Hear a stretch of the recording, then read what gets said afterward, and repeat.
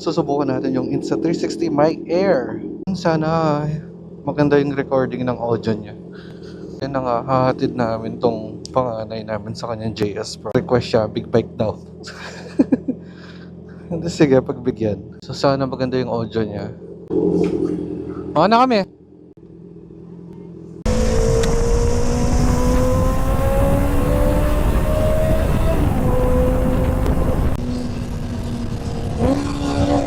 I'll just talk on my normal voice para hindi nakakabulaho if ever man maganda yung audio talaga nitong mic air na to.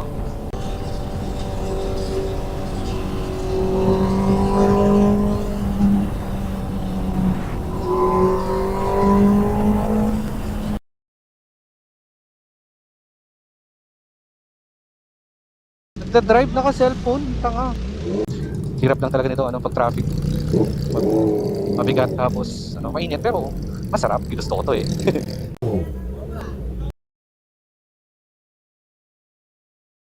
Sorry kuya, niyayabang ko lang tong bata ako. Doon tayo banda, papansin tayo eh.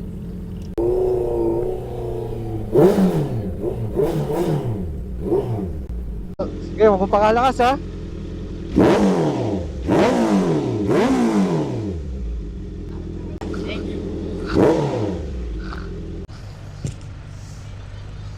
Sakay ka lang oh. Dito ko mapak. 1, 2, 3. Isa pa.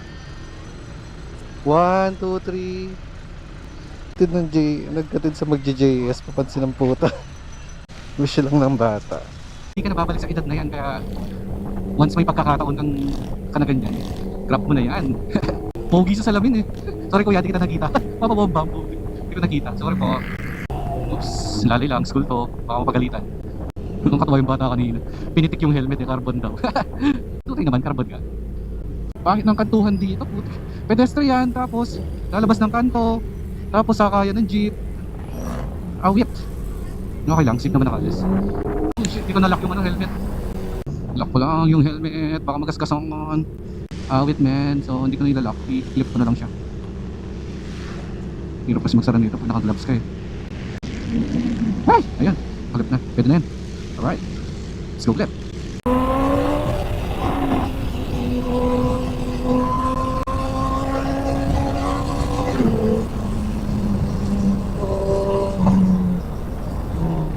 Sana maganda yung audio quality nitong mic air kahit maingay ng motor at malakas yung exhaust nitong motor, sana kuha pa rin yung audio kasi yung ganun, game changer talaga to ha.